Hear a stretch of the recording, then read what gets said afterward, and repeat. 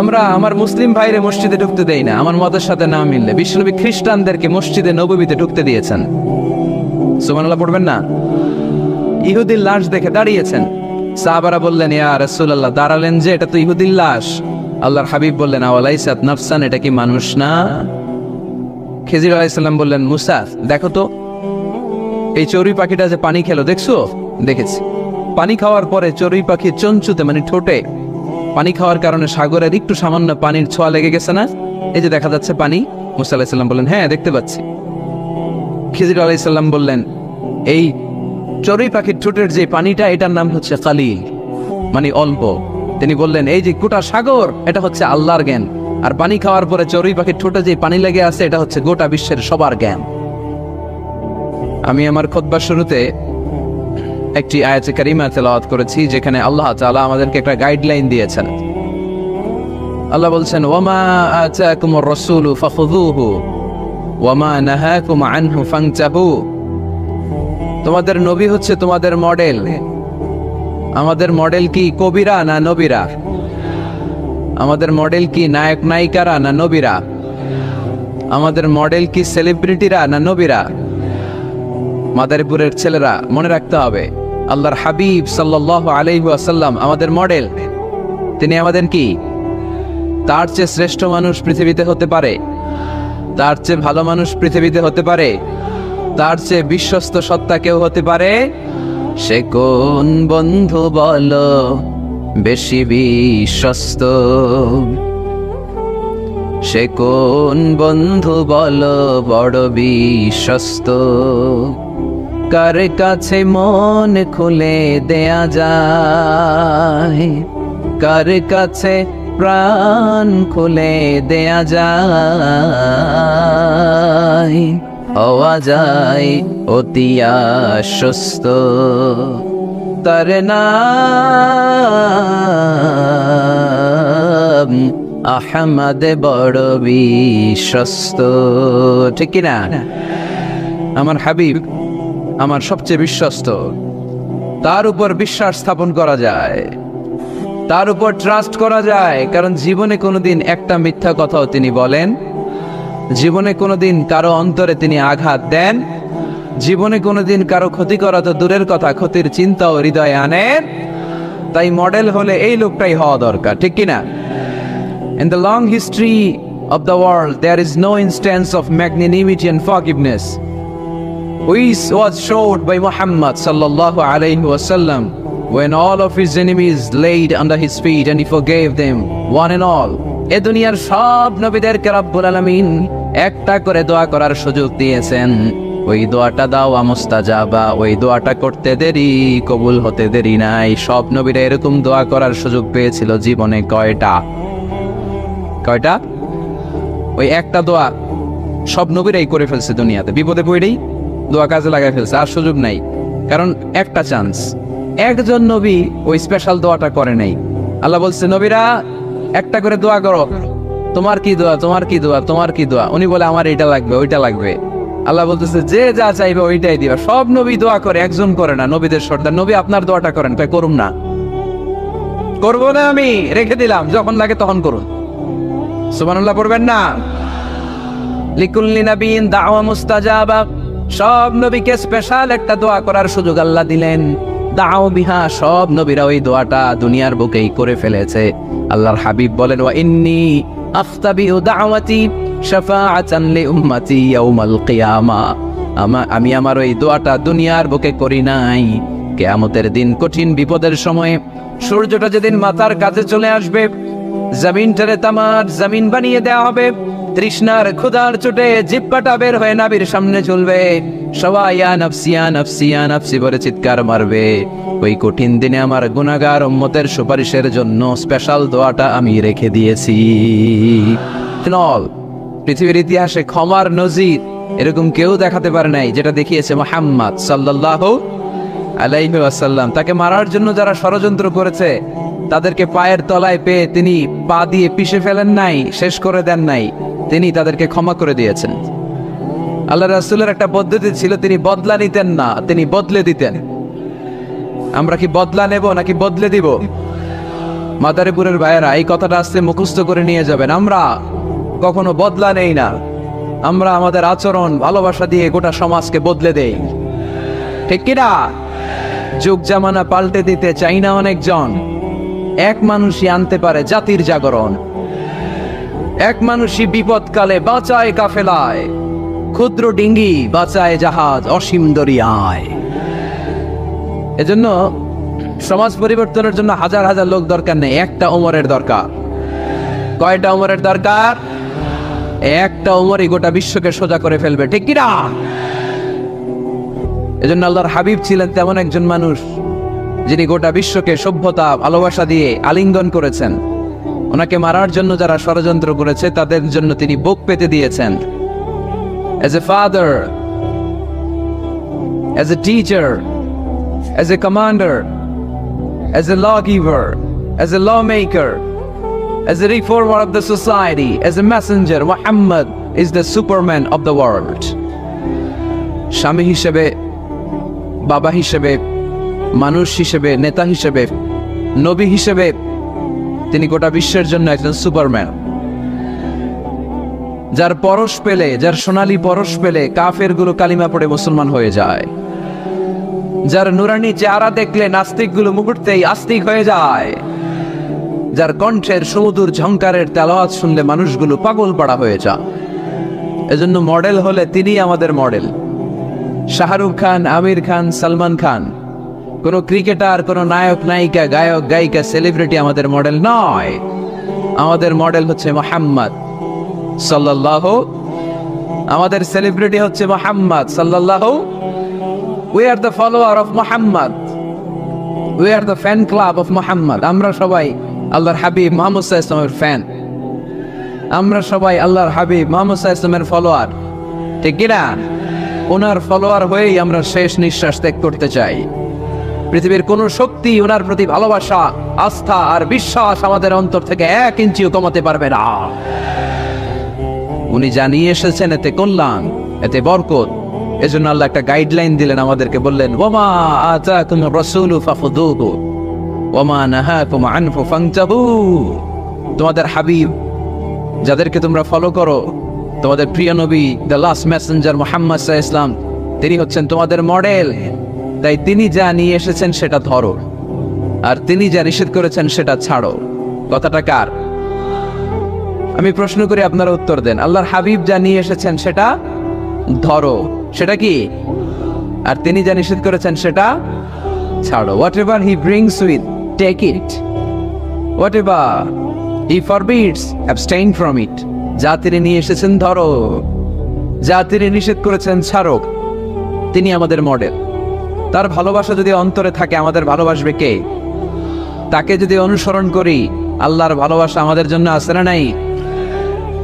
এজন্য রাব্বুল আলামিন বলেন, কুল ইন কুনতুম তুহিব্বুনাল্লাহা ফাত্তাবিউনি ইউহিব্বুকুমুল্লাহ ওয়া ইয়াগফির লাকুম যুনুবাকুম ওয়াল্লাহু গফুরুর রহিম। আল্লাহকে যে পাইতে চায়, হযরত কে ভালোবেসে, আরশ কুরসি লৌহ কালাম না চাইতে পেয়েছে সে, ঠিক কিনা?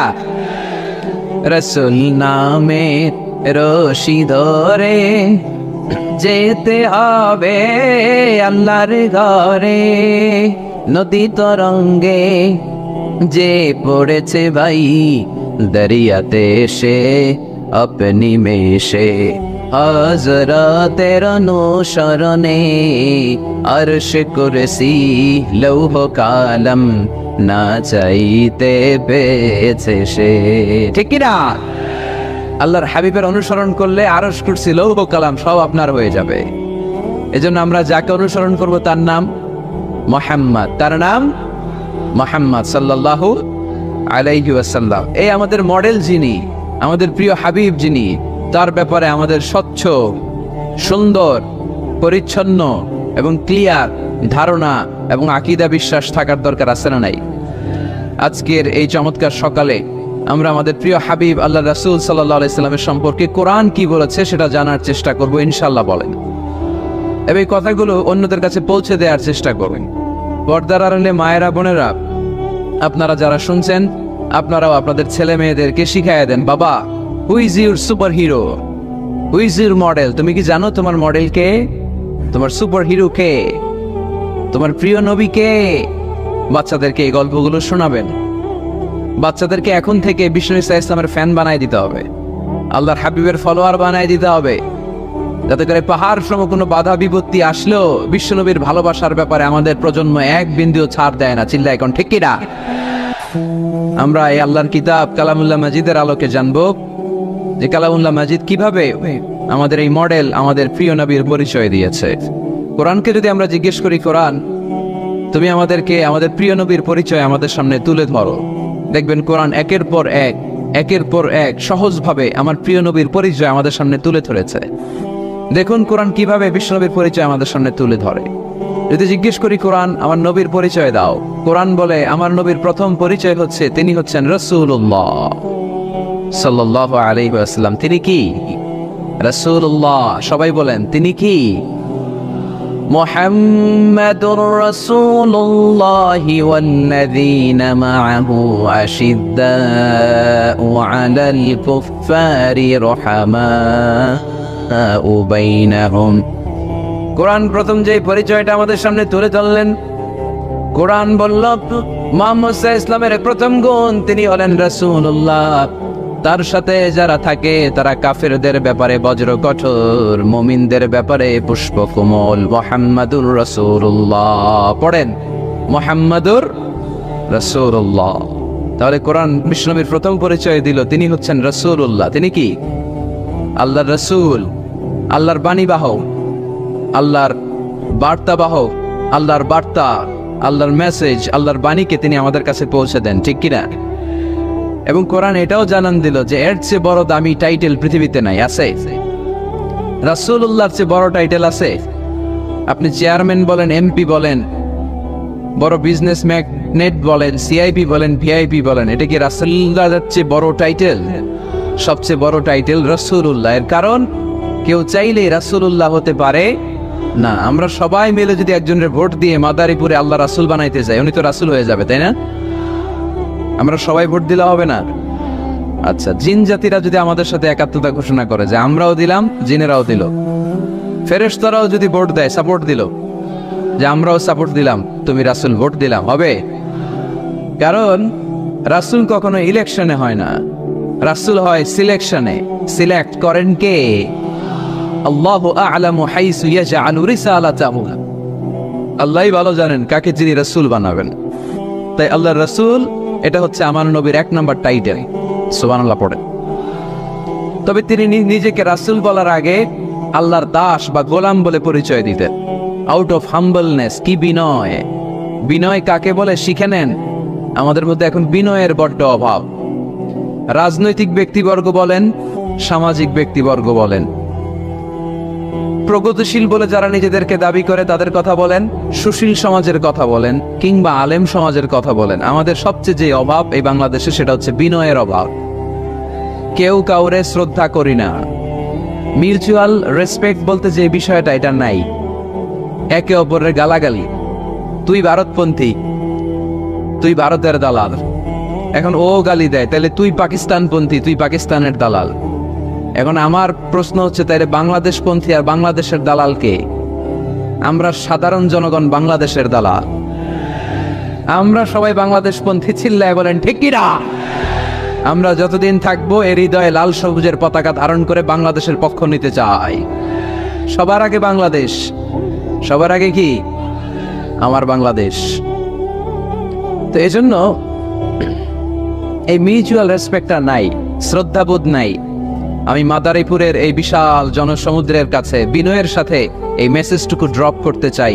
প্রিয় ভাইয়েরা, আসুন দেশের স্বার্থে, দশের স্বার্থে আমরা বিনয়ী হই। আমরা ভিন্ন মতকে শ্রদ্ধা করতে শিখি। সবাই আমার মতেরই হইতে হবে, সবাই আমার দলেরই হইতে হবে, এটা কোনো কথা না। বৈচিত্র্য থাকবে, বৈচিত্র্যের মাঝেই আমাদেরকে ঐক্য খুঁজে নিতে হবে, ঠিক কিনা? আমাদেরকে প্রচন্ড একটা সিন্ডিকেট করতে হবে, ঐক্যের সিন্ডিকেট, চিল্লায় বলেন ঠিক কিনা? যাতে করে কোনো পরাশক্তি এই ঐক্যের সিন্ডিকেটকে ভেঙে দিতে না পারে। এটা সম্ভব যদি আমাদের পারস্পরিক সমঝোতা থাকে, বিনয় থাকে।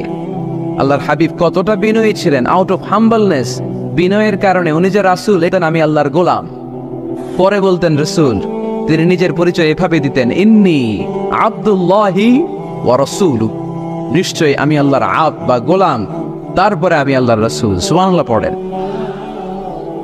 আল্লাহর হাবিব যখন আল্লাহর কাছে দোয়া করতেন, এতটা বিনয়ী হয়ে দোয়া করতেন, আল্লাহর হাবিব বলতেন, আল্লাহুম্মা ইন্নী আবদুক ওয়া ইবনু আবদিক ওয়া ইবনু আমাতিক। আল্লাহ, আমি আপনার গোলাম, শুধু আমি আপনার গোলাম নই, আমি গোলামের ঘরের গোলাম। আমি শুধু গোলাম না, আমি গোলামের ঘরের গোলাম, আমি বান্দির ঘরের গোলাম।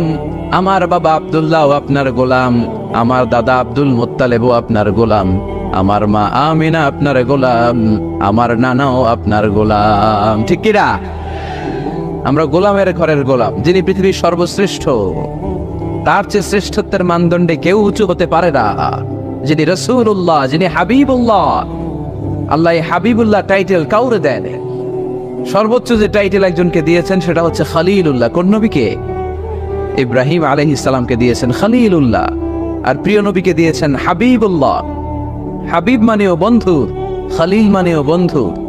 কিন্তু খলিল মানে এমন বন্ধু যেই বন্ধু আল্লাহকে খুশি করার জন্য কাজ করে, আর হাবিব মানে এমন বন্ধু যেই বন্ধুরে খুশি রাখার জন্য স্বয়ং আল্লাহ নিজেই কাজ করে। তিনি হাবিবুল্লাহ। এত মর্যাদার অধিকারী হয়েও আগে নিজের পরিচয় দিতেন, ইন্নী আব্দুল্লাহি ওয়া রাসূলুহু, আমি আল্লাহর দাস, আমি আল্লাহর গোলাম, গোলামের ঘরের গোলাম। আল্লাহর হাবিব নিজেকে এত ছোট করেন, আর আমরা খালি দাপট দেখাই, আমার এলাকা, আমার টাকা, আমার পয়সা, সব আমার, সব আমি খেয়ে ফেলাম। 2 প্লেটের বেশি ভাত খেতে পারে না, উনি সব খেয়ে ফেলাবে, সব লাগবে ওনার। এগুলো কপাল পোড়া, ঠিক কিনা? তাহলে আল্লাহর হাবিবের জীবনের 2টা ডাইমেনশন। এক ডাইমেনশনে তিনি আল্লাহর গোলাম, আরেক ডাইমেনশনে তিনি রাসূলুল্লাহ। তিনি কি?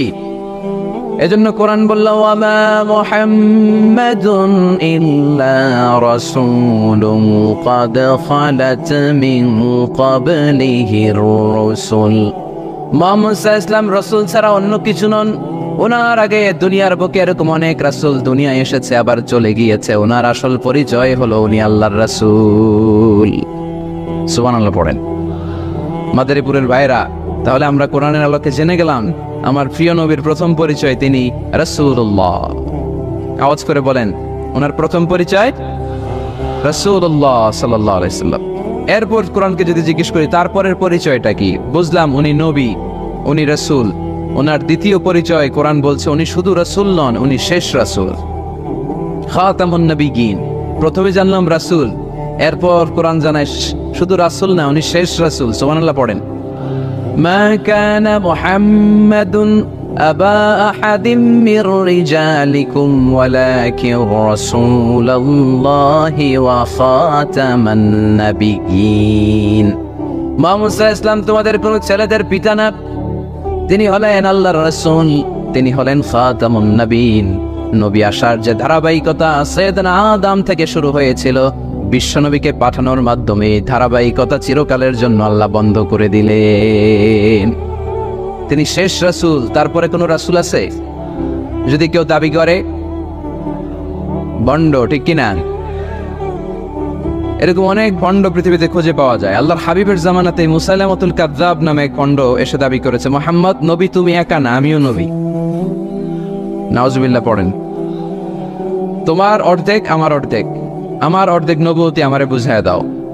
বিষ্ণু বললেন, তুই তো বড় ভণ্ড, তুই শুধু মুসাইলামা না, আজ থেকে তুই মুসাইলামাতুল কাযযাব, মিথ্যাবাদী মুসাইলামা। সে বিষ্ণুনবীকে কপি করত। আমার হাবিব যা যা করতেন এই বেয়াদবটা তাই তাই করত। বিষ্ণু ঈসা ইসলাম ছোট বাচ্চাদের মাথায় হাত বুলিয়ে দিলে বাচ্চাদের মাথায় চুল গজাতো, চুল বড় হয়ে যেত। সেও তার এলাকার বাচ্চাদের মাথায় হাত বুলাই দিলে চুল ওঠাতে দূরের কথা, বাচ্চাগুলো আজীবন টাক মাথা থাকতো। কপি করে বেশি একটা সুবিধা করতে পারে নাই।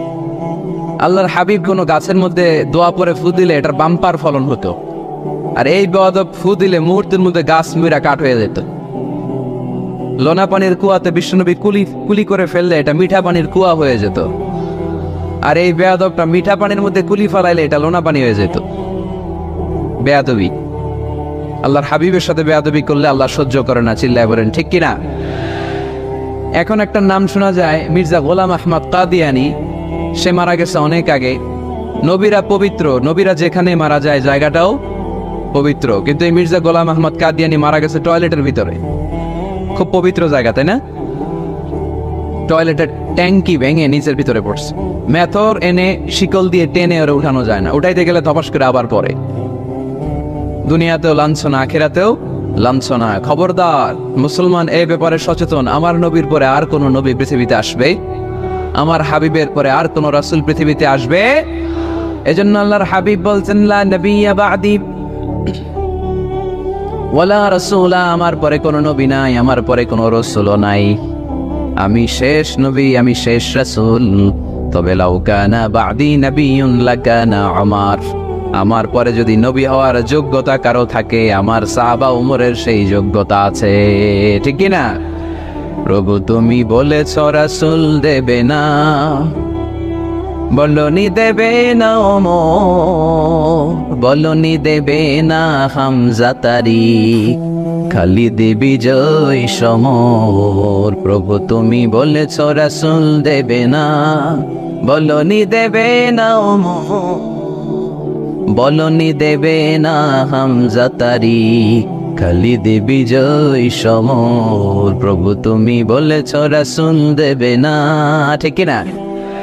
রাসূল দেবে না, এটা আল্লাহর কথা, আর দেবে না। আল্লাহর হাবিব তিনি হচ্ছেন শেষ রাসূল। এজন্য আল্লাহর হাবিব বলতেন, সহিহ মুসলিম শরীফের বর্ণনা, মাসালি ওয়া মাসালুল আমবিয়াই মিন ক্বাবলি কামাসালি রাজুলিন বানা বাইতান, আমার দৃষ্টান্ত আর আমার আগের সব নবীদের দৃষ্টান্ত ওই ব্যক্তির মতো যে একটা ঘর বানিয়েছে। কি বানিয়েছে? ঘর, অনেক সুন্দর একটা ঘর বানিয়েছে। ইন্টেরিয়র ডিজাইন, এত সুন্দর ঘর কেউ দেখে নাই। সবাই ঘরটা দেখলো আর প্রশংসা করলো, বাহ চমৎকার ঘর তো। এই ঘরের মধ্যে ভুল ধরার মতো কোনো জায়গা নেই, একটা জায়গা ছাড়া, সেটা হচ্ছে এই ঘরের একটা দেয়ালের গাঁথনিতে একটা ইট কম আছে, একটা ইট আসে নাই, ইটের জায়গাটা ফাঁকা, ফলে বাইরে ঠান্ডা বাতাস ভিতরে ঢুকে। এত দামি ঘর বানাইলেন, কিন্তু দেয়ালের এক জায়গায় একটা ইটা নাই, ঠান্ডা বাতাস ঢুকলে ঘর দিয়ে কোনো লাভ আছে? শীতের রাতে কষ্ট আছে না নাই? আল্লাহর হাবিব বললেন, ওই ইটাটা হচ্ছে আমি মুহাম্মদ সাল্লাল্লাহু, ওই গ্যাপের জায়গাটা আমি, আনাল্লাবিনা ফাআনাল্লাবিনা আনা খাতামুন নবিয়্যিন, আমি হচ্ছি ওই নবুয়তির দেয়ালের ওই গ্যাপের জায়গায় না রাখা ইটা। আমাকে যখন আল্লাহ ওই জায়গাটায় সেট করে দিলেন, গোটা বিশ্বটা আলোকিত হয়ে গেল। পড়েন সুবহানাল্লাহ।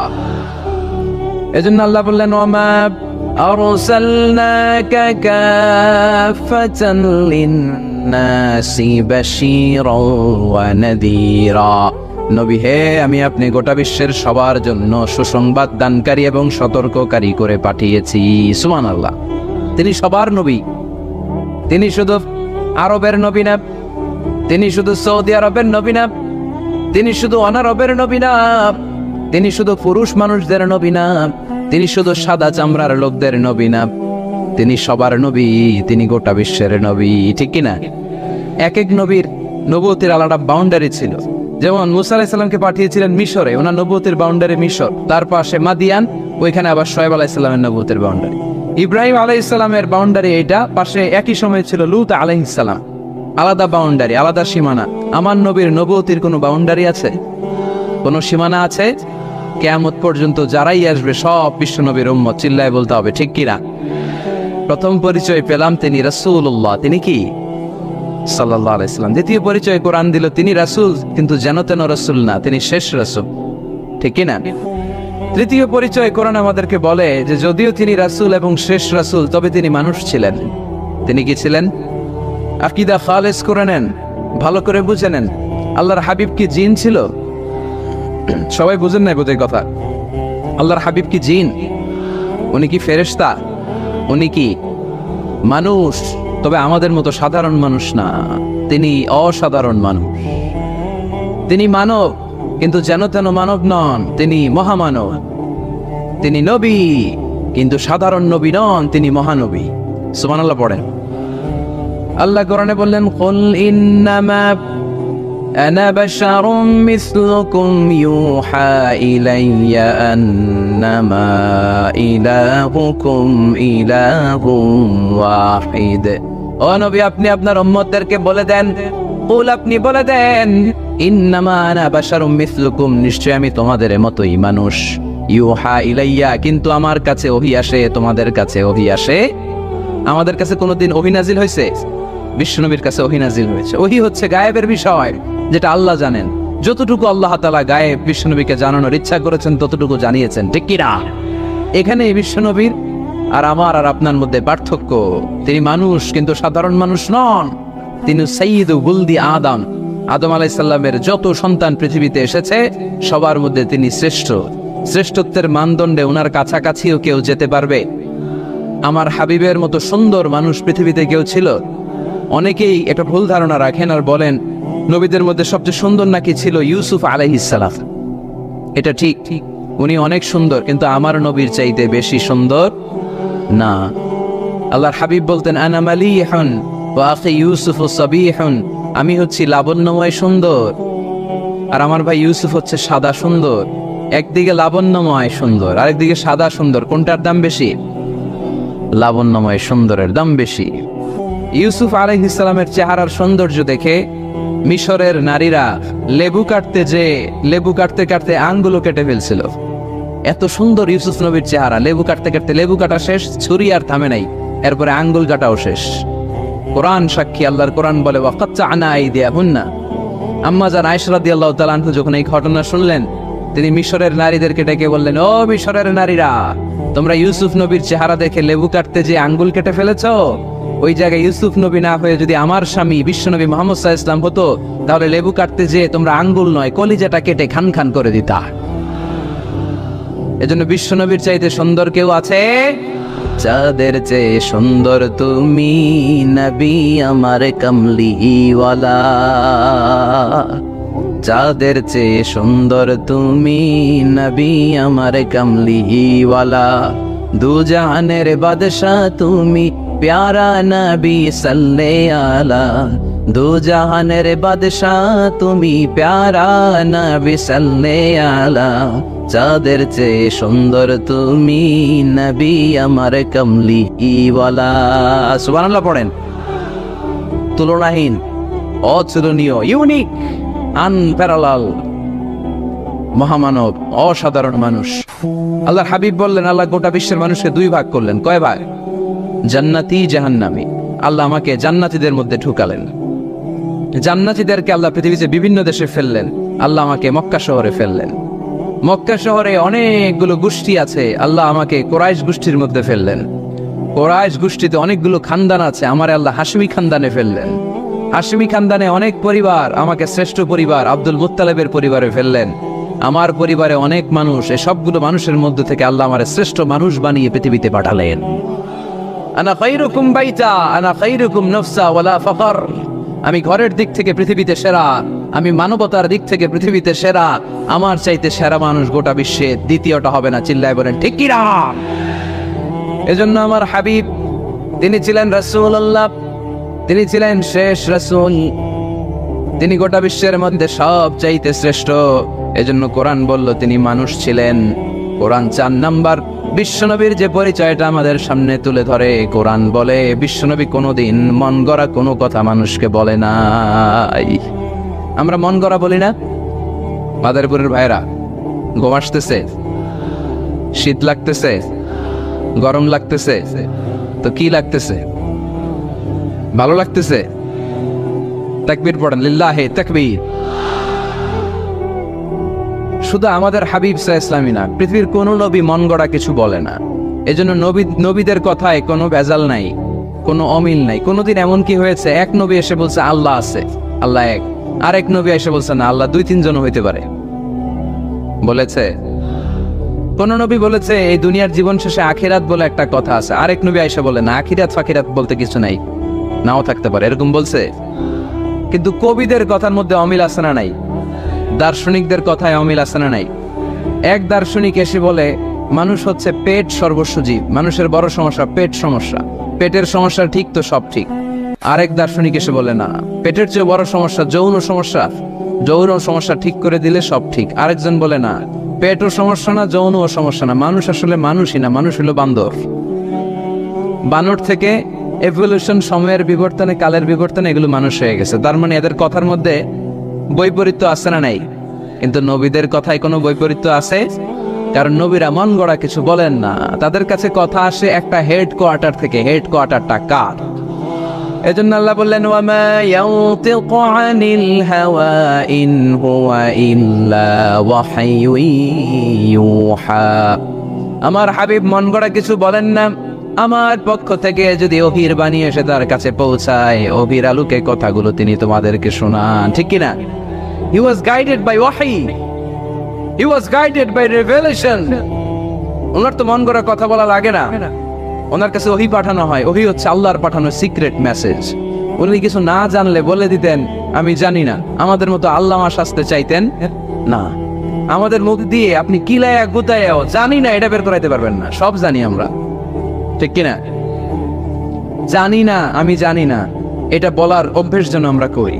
পারা যাবে? কি বলবো আমরা? জানি না। আসলে জানি নাকি কিছু? কথা কন। ওমা উতিতুম মিনাল ইলমি ইল্লা কালিলা। আল্লাহ আমাদেরকে যে জ্ঞান দিয়েছে এটার নাম কলিল। এটার নাম কি? কলিল। কলিল, অল্প। কলিল মানে কি? গোটা বিশ্বরে দিছে অল্প, তো এখান থেকে আমি কি পাইছি? কিসের আল্লামা? কিচ্ছু জানি না, কিছুই জানি না। জানে একজন, তিনি কে? মুসা আলাইহিস সালাম আর খিদির আলাইহিস সালাম। ঘটনাটা খেয়াল করে শুনে। সাগরে ভ্রমণ করতেছে, নৌকার মধ্যে বসছে চড়ুই পাখি। চড়ুই পাখি সাগর থেকে পানি খাচ্ছে। খিজির আলাইহিস সালাম বললেন, মুসা দেখো তো, এই চড়ুই পাখিটা যে পানি খেলো দেখছো? দেখেছি। পানি খাওয়ার পরে চড়ুই পাখি চঞ্চুতে মানে ঠোঁটে পানি খাওয়ার কারণে সাগরের একটু সামান্য পানির ছোঁয়া লেগে গেছে না? এই যে দেখা যাচ্ছে পানি। মুসা আলাইহিস সালাম বললেন, হ্যাঁ দেখতে পাচ্ছি। খিজির আলাইহিস সালাম বললেন, এই চড়ুই পাখির ঠোঁটের যে পানিটা, এটার নাম হচ্ছে কালিল, মানে অল্প। তিনি বললেন, এই যে গোটা সাগর, এটা হচ্ছে আল্লাহর জ্ঞান, আর পানি খাওয়ার পরে চড়ুই পাখির ঠোঁটে যে পানি লেগে আছে, এটা হচ্ছে গোটা বিশ্বের সবার জ্ঞান। সুবহানাল্লাহ কইতে পারলেন না? তাহলে কত অল্প জ্ঞান নিয়ে আমরা জ্ঞানের বড়াই দেখাই, মাতব্বরি আমরা দেখাই। বিষ্ণু ইসলাম এরকম করতেন না। জানেন না তো বলতেন জানি না, পরে বলে দিব। ইহুদিরা এসে প্রশ্ন করলো, মুহাম্মদ 3টা প্রশ্ন করব, উত্তর দাও, পারলে আমরা সব ইহুদি গোষ্ঠী কালিমা পড়ে মুসলমান হয়ে যাব। আল্লাহর হাবিব বললেন, কি প্রশ্ন? প্রশ্ন নাম্বার 1, মা হুয়া রূহ। রূহ কাকে বলে? রূহ থাকলে মানুষ নড়ে, রূহ না থাকলে পড়ে যায়, এটা কি? 2 নম্বর প্রশ্ন, আসহাবে কাহাফ সম্পর্কে তুমি কি জানো বলো। 3 নম্বর প্রশ্ন, যুলকারনাইন সম্পর্কে কি জানো বলো। আল্লাহর হাবিব বললেন, আমি জানি না। কি বললেন? আগামীকাল জেনে জানাই দিব। গদান উজিবুকুম। তারা ফিরে গেল, এরপরের দিন এসে হাজির। আল্লাহর হাবিব বলতে পারলেন না, আবার বললেন গদান উজিবুকুম, আগামীকাল বলবো। ইহুদিরা তারপরের দিন এসেও হাজির। আল্লাহর হাবিব বললেন গদান উজিবুকুম, আগামীকাল বলে দিব। কিন্তু ওহিও আসে না আল্লাহর হাবিব প্রশ্নের উত্তরগুলো বলতেও পারে, কারণ তিনি তো মন গড়া কিছু বলেন না। ওহী নাজিল হলে সেটার আলোকে তিনি বলেন, ঠিক কিনা? এভাবে 1 দিন নয়, 2 দিন নয়, 5 দিন নয়, 10 দিন নয়, টানা 15 দিন বিশ্বনবীর কাছে আল্লাহ ওহী পাঠানো বন্ধ রাখলেন। সুবহানাল্লাহ পড়েন। বিশ্বনবীর কাছে এই 15টা দিন ছিল সবচেয়ে অসহ্যকর, অস্বস্তিকর 15টা দিন। হায় হায়, ওরা এসে প্রতিদিন উত্তরের জন্য বসে থাকতো আর হাসাহাসি করতো। দেখো, এই লোকটা বলে এই লোকটা নাকি সত্য নবী। যদি সত্য নবী হতো তাহলে তো উত্তর দিতে পারতো, পারে না কেন? তাহলে সে ভণ্ড নবী। নাউজুবিল্লাহ পড়েন। বিশ্বনবীরও কথা বলার সুযোগ নাই, যেহেতু বিশ্বনবী মন গড়া বানিয়ে কিছু বলেন না। আকাশের দিকে তাকিয়ে থাকেন, আল্লাহর কাছে বলেন, আল্লাহ তুমি যদি না জানাও, জানানোর সুযোগ নাই। বিশ্বনবীকে আল্লাহ 15 দিন ওহী থেকে মাহরুম রাখলেন, কারণ বিশ্বনবী যখন বললেন গদান উজিবুকুম, আগামীকাল বলবো, এর সাথে বিশ্বনবী ইনশাআল্লাহ জুড়ে দেন নাই। ইনশাআল্লাহ বলতে বলে গেছিলেন।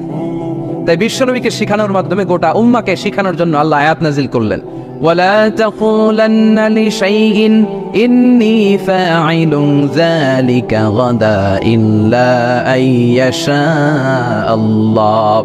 নবী হে, এখন থেকে ভবিষ্যতের ব্যাপারে যদি কোনো ওয়াদা দেন, কোনো কথা বলেন, ওই কথার সাথে ইনশাআল্লাহ যুক্ত করে দিয়ে। এজন্য কাউরে যদি ওয়াদা দেন, ভবিষ্যতের ব্যাপারে কমিটমেন্ট দেন, সাথে কি বলবেন? যদি বলেন যে ভাই আগামীকাল আপনার সাথে আমি দেখা করব, ইনশা। আগামীকাল আমি দেশের বাইরে চলে যাব, ইনশা। আগামীকাল আমি উমরা করতে যাচ্ছি, ইনশা। সবসময় ইনশাআল্লাহ বলতে মনে থাকবে? এরপরে বিশ্বনবী যখন ইনশাআল্লাহ বলে ফেললেন, আল্লাহ কোরআনের আয়াত নাযিল করলেন, বিশ্বনবী তখন দাঁড়িয়ে বললেন, কার কার উত্তর দরকার আমার কাছে আসো, উত্তর নিয়ে যাও। উত্তর নাযিল হয়েছে, ইয়াসআলুনাকা আনির রূহি কুলির রূহু মিন আমরি রাব্বি ওয়া মা উতিতুম মিনাল ইলমি ইল্লা কালিলা। 2 নম্বর উত্তর, আম হাসিবাতা আন্না আসহাবাল কাহফি ওয়ার রাকিব কানু মিন আয়াতিনা আজাবা। 3 নম্বর উত্তর, ইয়াসআলুনাকা আন যিল কারনাইন কুল সাআতলু আলাইকুম মিনহু যিকরা। সুবহানাল্লাহ পড়তে হবে। আল্লাহর হাবিব বললেন, রূহ হলো আল্লাহর আদেশ, আল্লাহর আদেশে ঢুকে আল্লাহর আদেশে বের হয়ে যায়, ঠিক কি না? এটা আল্লাহর আদেশে ঢুকে। পৃথিবীর কেউ রূহ ঢুকাইতে পারে? রূহ দেখা যায়, এটার ওজন আছে, এটার কালার আছে। রূহুর কালার কি দেখা যায়? 2 কাঁধে যে 2 ফেরেশতা আছে দেখা যায়? 2 কাঁধে ছিল যে তোমার 2 জনা পাহারা, তোমারে একলা থুইয়া পালাইছে তাহারা। তোমার 8 কুঠুরি 9 দরজা বন্ধ যে ওই হলো রে হলো মুখে আল্লাহ রসুল সবে বলো। দুয়ারে আইসাছে পালকি নাই হরি গাও তোলো রে তোলো মুখে আল্লাহ রসুল সবে বলো। ও মুখে আল্লাহ রসুল সবে বলো, ঠিক কি না? 2 কাঁধের 2 ফেরেশতা উড়াল মারে। রূহটাও যখন উড়াল মারে, মানুষগুলো লাশ হয়ে জমিনে পড়ে যায়। বিশ্বনবী এবার কোরআনের ওহী পেয়ে বলে দিলেন, রূহ হলো আল্লাহর আদেশ, আল্লাহর আদেশে ঢুকে আল্লাহর আদেশে দেহ থেকে বের হয়ে যায়। 2 নম্বর প্রশ্নের উত্তর দিলেন আসহাবে কাহফ। 7 জন যুবক আল্লাহর জমিনে আল্লাহর দ্বীনকে বাস্তবায়নের জন্য গুহার ভেতরে যে ঘুমিয়ে পড়েছে। 309 বছর পরে তাদেরকে জাগিয়ে দিয়েছে কে? জুলকারনাইনের ব্যাপারে বিশ্বনবী জানিয়ে দিলেন, গোটা বিশ্বে 4 জন বাদশা ছিল, 2 জন মুসলিম 2 জন কাফের। জুলকারনাইন এমন একজন বাদশা যিনি গোটা বিশ্বকে শাসন করেছেন। সুবহানাল্লাহ পড়েন। তার মানে বিশ্বনবীর 4 নাম্বার পরিচয়, আমার নবী মন গড়া কথা বলে না, বলে? আমার নবী কখনো কশ্চিনকালে মন গড়া কিছু বলে না, ঠিক কিনা? শুনতেছেন আপনারা? কষ্ট হচ্ছে মনে হয়। এখন তো রোদ বাড়তেছে, এই যে অনেকে মাফলার খুলতেছেন, চাদর খুলতেছেন, কষ্ট হয়ে যাচ্ছে না? আর কয়েক মিনিট শুনবেন। 5 নাম্বার পরিচয়, তিনি রাহমাতাল লিল আলামিন। আমার নবীর 5 নাম্বার পরিচয়, তিনি কি? সবাই বলতে হবে, এখনো সবাই বলেন নাই। তিনি কি? তিনি রাহমাতাল লিল আলামিন। ওয়া মা আরসালনাকা ইল্লা রাহমাতাল লিল, I have sent you as a mercy for the entire universe. নবী হে, আমি আপনাকে গোটা বিশ্বের সবার জন্য রহমত করে প্রেরণ করেছি। বুঝে শুনে উত্তর দিয়েন। আল্লাহ কি বলছে? নবী আপনি রাহমাতাল লিল মুসলিমিন, আপনি মুসলমানদের জন্য রহমত। বলছে? আওয়াজ করে বলেন, বলছে? আল্লাহ কি বলেছেন? রাহমাতাল লিল মুমিনিন, নবী আপনি শুধু মুমিনদের জন্য রহমত বলেছে। আল্লাহ কি বলেছে? নবী হে আপনি রাহমাতাল লিল মুসাল্লিন, আপনি মুসল্লিদের জন্য রহমত বলছে। কি বলছে? রাহমাতাল লিল, সবার জন্য রহমত, কাফেরদের জন্য রহমত। ইহুদির লাশ দেখে দাঁড়ায় গেছে আল্লাহর নবী, সুবহানাল্লাহ করতে পারলেন না। আর আমরা মুসলমান ভাই ভাই কিলাকিলি করি, আছে না নাই? একজন আরেকজনের কাফের ফতোয়া দেয়, আছে না নাই? তুই কাফের, তুই কোন পীরের মুরিদ? ওই পীরের মুরিদ। ও আমার পীরের কাছে মুরিদ হস নাই, তুই কাফের। তুই কোন দল? তাবলীগ, তাহলে তুই কাফের। তুই কোন দল? আহলে হাদিস, তুই কাফের। তুই কোন দল? আমি জামাত ইসলাম, তুই কাফের। সবারে কাফের বানায় উনি একা মুসলমান হয়ে জান্নাতে ঢুকবে। কত বড় পোড়া কপাল! জান্নাতে কি ধাক্কা ধাক্কি আছে? এই ফতুয়াবাজি যেন আমরা বন্ধ করি। তুই 10 কারণে কাফের, তুই 20 কারণে কাফের। তুই যেহেতু কাফের, তুই মারা গেলে যেখানে কবর দেয়া হবে, এই কবরের উপরে যে ঘাস উঠবে, এই ঘাস যে গরু খাবে, ওই গরুর যে দুধ খাবে, ওইটাও কাফের। এরকম আছে না নাই? না। ইসলামের দুয়ারকে সংকুচিত করবেন না। আল্লাহর হাবিব হচ্ছে রাহমাতাল লিল আলামিন। সুবহানাল্লাহ পড়েন। আমরা আমার মুসলিম ভাইরে মসজিদে ঢুকতে দেই না, আমার মতের সাথে না মিললে। বিশ্বনবী খ্রিস্টানদেরকে মসজিদে নববীতে ঢুকতে দিয়েছেন। সুবহানাল্লাহ পড়বেন না? ইহুদির লাশ দেখে দাঁড়িয়েছেন। সাহাবারা বললেন, ইয়া রাসূলুল্লাহ, দাঁড়ালেন যে, এটা তো ইহুদির লাশ। আল্লাহর হাবিব বললেন, আওয়ালাইসাত নাফসান, এটা কি মানুষ না? এটা কি মানুষ না?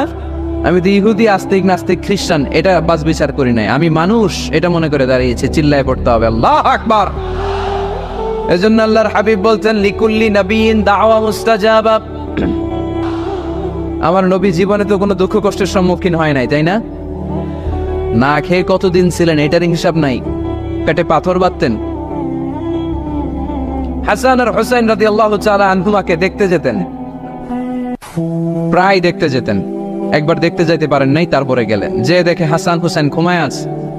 ফাতিমা রাদিয়াল্লাহু তাআলা আনহা খাবার রান্না করার অভিনয় করতেছে, খাবার রান্না করার অভিনয়। সকালে বলে রান্না হইতেছে বাবা ঘুমাও, দুপুরে বলে ঘুমাও। ছোট্ট হাসান হুসাইন রাদিয়াল্লাহু তাআলা আনহুমা ঘুমায়, না খেয়ে বাচ্চা দুইটা মরে যাওয়ার মতো অবস্থা। নানা ভাইয়ের আওয়াজ শুনে বাচ্চা দুইটা বের হয়ে নানা ভাইকে বলে, নানা ভাই আজকে আপনার কাছে একটা বিচার দিব, বিচারটা আপনি করবেন। আল্লাহর হাবিব বলে, আমি যদি বিচার না করি কে বিচার করবে? হাসান আর হুসাইন বলে, নানা ভাই এই বিচারটা সাধারণ কারণ নামে বিচার না, আপনার মেয়ের নামের বিচার। বিচার করেন, আপনার মেয়ে ফাতেমা আমাদেরকে খাবার দেয় না কেন? খাবার দেয় না কেন? 2 দিন ধরে তো আমরা দুই ভাই কিচ্ছু খাই নাই, এত ক্ষুধা, আমরা তো ছোট মানুষ না, আমরা সহ্য করতে পারি না। বিশ্বনবী হাসান আর হুসাইন রাদিয়াল্লাহু তাআলা আনহুদের জড়িয়ে ধরলেন আর বললেন, তোমরা 2 দিন ধরে খাও নাই, দেখো আমি পেটে পাথর বেঁধেছি, আমি 3 দিন ধরে কিছু খাই নাই। ওই সময় আচ্ছা নানা কি কখনো নাতির না খেয়ে থাকার দৃশ্য সহ্য করতে পারে? ওই সময় যদি নবী ওই দোয়াটা করতেন, আল্লাহ আপনি জান্নাত থেকে খাবার পাঠান, জান্নাতি খাবারের বস্তা পাঠাইতো কে? দোয়াটা করে ফেলছিল না? করছিল? ওদের ময়দানে দাঁত ভেঙে ঝরঝর করে রক্ত জ্বলল, তখনও দোয়াটা করে নাই। তায়েফের ময়দানে পিটিয়ে পাথর মেরে বিশ্বনবীকে আঘাত করেছে, তখনও দোয়াটা করে নাই, ঠিক কিনা? খেয়ে না খেয়ে দিন প্রচারের কাজে নিজেকে দিয়েছ বিলিয়ে, তায়েফের কাফিরেরা চিনল না সে আলো, দুষ্ট ছেলেদের পিছু দিল লেলিয়ে, পাথরের আঘাতে ক্ষত বিক্ষত হয়ে সারা শরীর থেকে রক্ত ঝরে। হে রাসূল তোমাকে বলি আমি কেমন করে, হে রাসূল তোমাকে বলি আমি কেমন করে। ওই নবীকে ভুলে থাকা যায়? ওই নবীরে ভুলে থাকা যায়? ওই নবীরে যদি কেউ গালি দেয় তার খবর আছে না নাই? আমার নবীর সম্মানে যদি কেউ বা হাত ঢুকাতে চায়, ওই বা হাত কেমন করে ভেঙে দিতে হয় মুসলমানদের জানা আছে, চিল্লায় বলো ঠিক কিনা? আমার নবীর ব্যাপারে আমরা সবাই এক, আমার নবীর ভালোবাসা আমাদের অন্তরে আছে না নেই? এই ভালোবাসাই আমাদের সম্বল, ঠিক কিনা? কখনো কাউরে আঘাত করেন নাই। ওই দোয়াটা ওই কঠিন পরিস্থিতি তো বিশ্বনবী করেন নাই, রেখে দিয়েছেন, আমার জন্য রেখে দিয়েছেন, আপনার জন্য রেখে দিয়েছেন, আমাদের জন্য রেখে দিয়েছেন। জোরে বলেন ঠিক কিনা? এত কোমল হৃদয়ের অধিকারী দুনিয়ায় কেউ ছিল না। এজন্য আল্লাহ বলেন, ফাবিমা রাহমাতিম মিনাল্লাহি লিনতা লাহুম ওয়ালাউ কুনতা ফাযযান গালিযাল কলবি লানফাদ্দু মিন হাওলিক। নবী আমার রহমতে আপনি কোমল হৃদয়ের মানুষ হয়েছেন। আপনি যদি কোমল হৃদয়ের অধিকারী না হতেন, লোকেরা আপনার পিছে এরকম ঘুরঘুর করতো না। সুবহানাল্লাহ। যারাই কোমল হৃদয়ের অধিকারী, যারাই বিনয়ী, যারাই ভদ্র, দেখবেন মানুষ মৌমাছির পোকার মতো তার পিছনে ঘুরঘুর করে, আছে না নাই? ওই যে ভদ্রতা, মান তাওয়াদা লিল্লাহি ইল্লা রাফাআহুল্লাহ, এটা দুনিয়ার নিয়ম, এটা মুখস্থ রাখবেন, জীবনে কাজে লাগাবেন। সবসময় নিচু হইতে চাইবেন, ছোট হইতে চাইবেন। আপনি ছোট হইতে চাইলে আল্লাহ টাইনা উপরে উঠাবে। আর আপনি যদি বলেন আমি বড়, আমার চেয়ে বড় কেউ নাই, আমি আল্লাহ, এক থাপ্পড় মেরে আল্লাহ জমিনে কেটে দিবে, চিল্লায় বলো ঠিক কিনা? সম্মান দেওয়ার মালিক কে? অপমান করার মালিক কে? এজন্য বিনয়ী হন, বিশ্বনবীর মতো বিনয়ী। তিনি রাহমাতাল লিল আলামিন। সুবহানাল্লাহ পড়ে।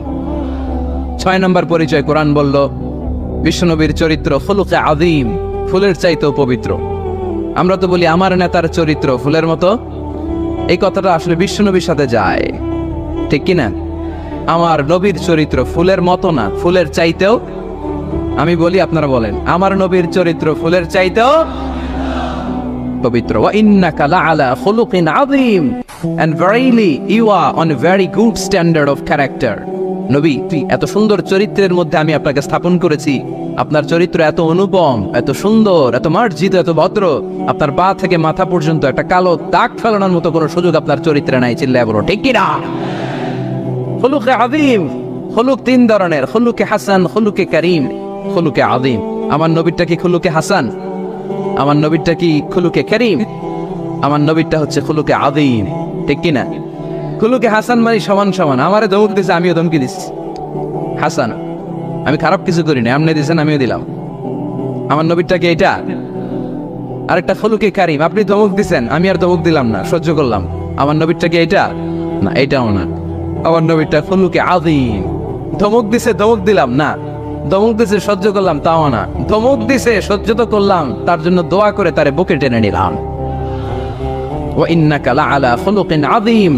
যে কোনো জায়গায় আল্লাহ আযীম বলে না, আযীম শব্দটা আমাদের মাদারীপুরের ভাইরা যেন মুখস্থ থাকে। আযীম এটা সাধারণ শব্দ না, এটা কোরআনের একটা অসাধারণ শব্দ। সুবহানাল্লাহ পড়েন।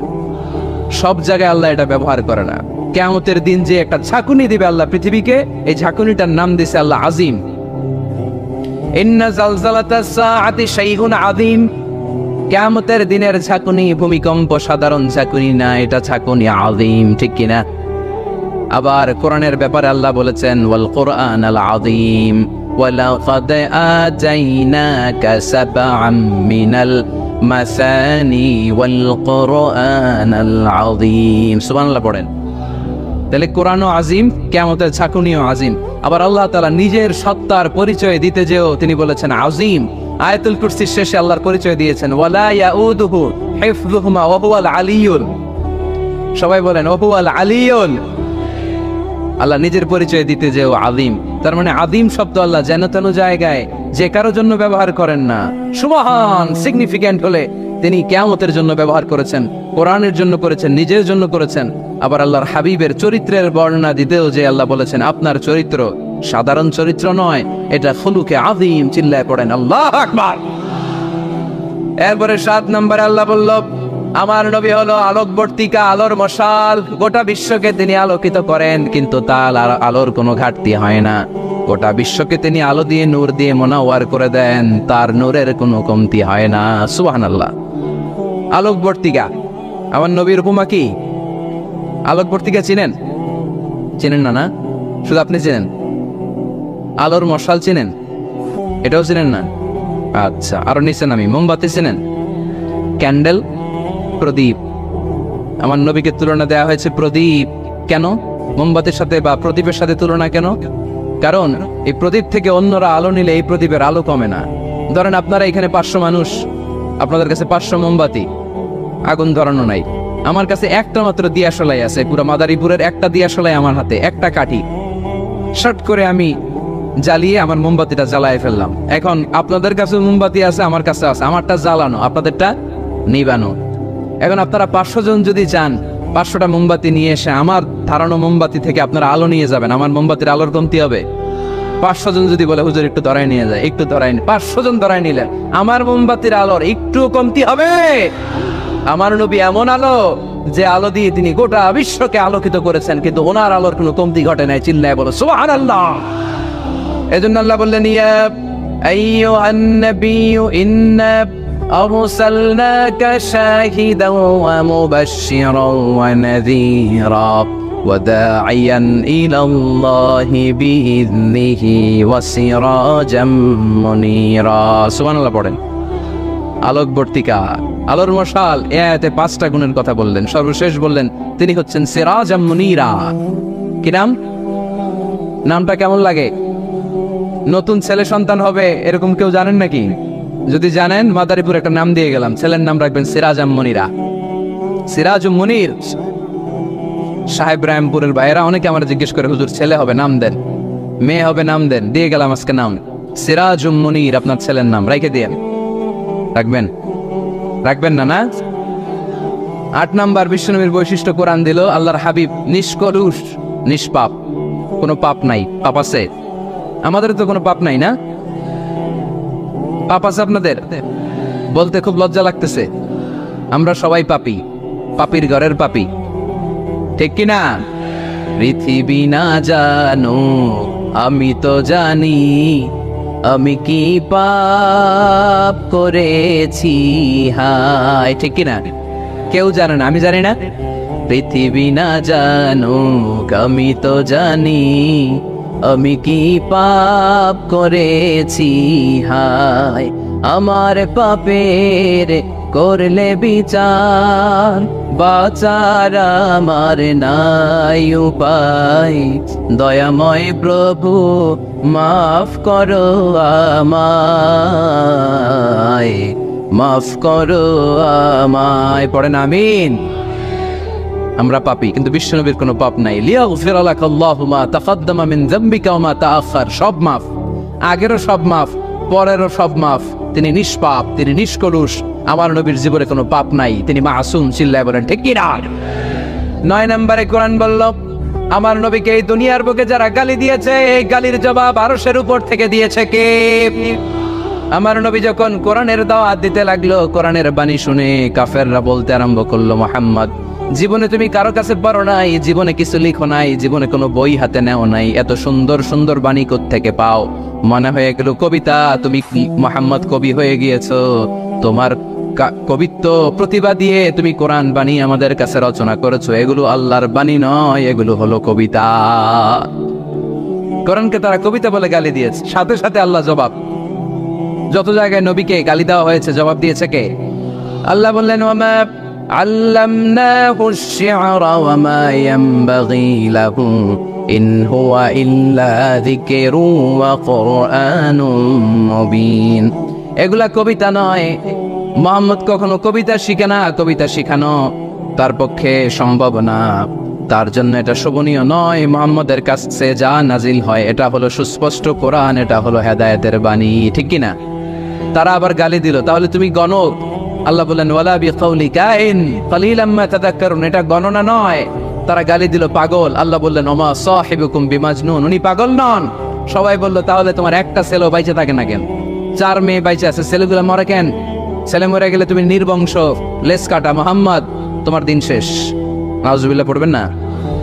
তোমার মৃত্যুর পরে কেউ আর তোমার নাম নেয়ার মতো থাকবে না। তুমি আবতার। তুমি কি?